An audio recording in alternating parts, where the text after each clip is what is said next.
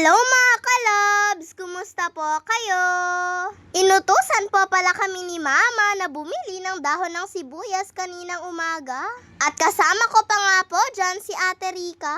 Ayan nga at andito na nga din po kami sa unang bahay na pinuntahan namin. Kaya lang mga kalabs ay sarado naman po yung pintuan nila. Sinubukan ko pa nga po dyang tignan sa likod para po tignan kung meron pong tao.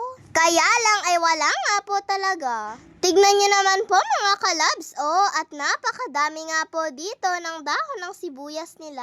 At nung wala nga po talagang tao ay lumipat naman po kami sa kabilang bahay. Pero pagkarating nga po namin ay sarado nga po ulit yung pintuan nila. Bumaba pa nga po ako dyan para po tignan kung merong tao. Pero sabi nga po ni ate sa akin ay akyat nga daw po ulit ako at tignan ko nga daw po kung meron. Linggo po kasi ngayong araw kaya po siguro ay wala pong tao. At nung wala nga po talaga mga kalabs ay naisipan na nga din po namin ni ate na umuwi na nga lang po. Magluluto pa man din po sana si mama ng sinantok. At pag uwi ko po pala mga kalabs ay inutusan naman po ako ni mama na bumili ng sibuyas sa tapat lang po ng bahay namin. Kasama ko po pala dyan si kuya. Dito nga lang po yan sa amin mga kalabs at hindi mo na nga din po kakailanganin na tumawid pa. Worth 50 pesos lang po pala yung bibilhin ko dito. At ayan nga at nung nakapili na nga din po si sir ay kinilo niya na nga din po ito. 50 pesos nga lang po yung bibilhin ko pero sobra nga po yan ng piso. Sabi nga po ni kuya ay ibabalik na nga lang daw po niya yung piso pero sabi nga po ni sir ay wag na nga lang daw po. Tinanong pa nga po sa amin ni sir kung saan nga po yung bahay namin. Kaya tinuro ko nga din po sa kanya. At ayan nga at nagpasalamat nga din po kami sa kanya. At syempre pagkatapos nga po naming bumili ay umuwi na nga din po kami. Pag uwi nga si kuya ay naghihiwa-hiwa na nga din po siya ng kamatis.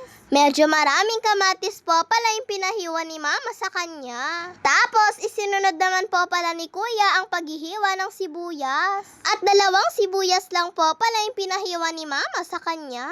Habang naghihiwa po pala si kuya ng sibuyas, eto nga at niluluto na nga din po ni mama yung talbos ng kamote. Gagawin niya po kasi itong salad. Puro talbos lang po pala itong kamote ni mama mga kalabs. Yan nga daw po kasi yung gusto ni mama, yung talbos nga lang daw po. At nung naluto na nga din po ito mga kalabs ay isinali na nga din po ito ni mama sa bowl na may kamatis. At kaya po pala nagpahiwa si mama kay kuya ng kamatis mga kalabs ay dahil nga po dito. Tapos ayan nga at naglagay na nga din po si mama dito ng dahon ng sibuyas. Tapos naglagay na nga din po si mama ng 3 kutsara ng bagoong. Kinutsara na rin po pala yan ni mama para daw po matansya niya dahil ayaw niya rin daw po kasi ng masyadong maalat. Tapos syempre ay hinalo-halo na nga din po ito ni mama. At dahil marami nga po inahiwa ni kuya na kamatis mga kalabs, yung iba dito ay nilagyan niya nga din po ng sibuyas at patis. Asin nga lang po dapat yung ilalagay ni mama dito pero sabi nga po ni kuya ay patis na nga lang daw po.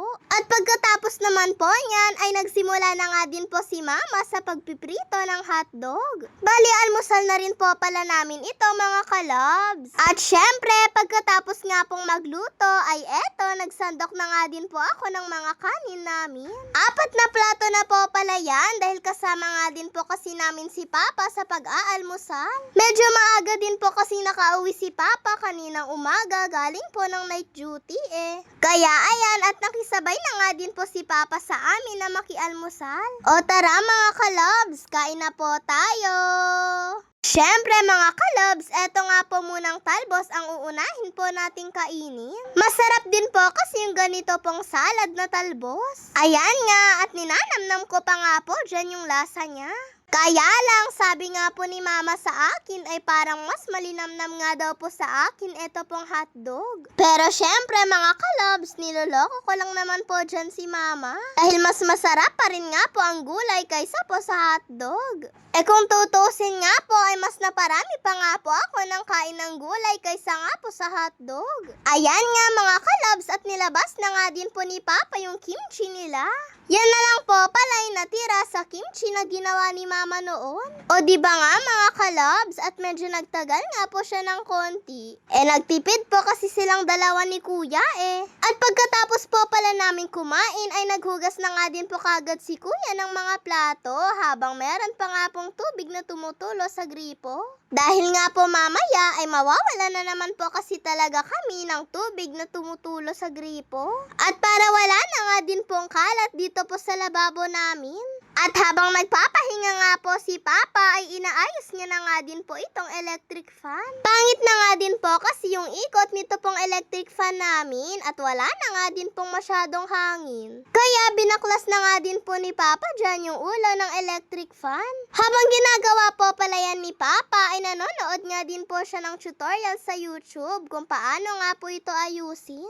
Mabuti na nga lang po talaga mga kalabs at magaling nga po si Papa sa pag-aayos ng mga ganito. Yun lang po mga kalabs. Maraming salamat po sa panonood ninyo. Mag-iingat po kayo palagi. God bless to all. Bye-bye po. Update po pala at maayos na nga din po itong electric fan namin.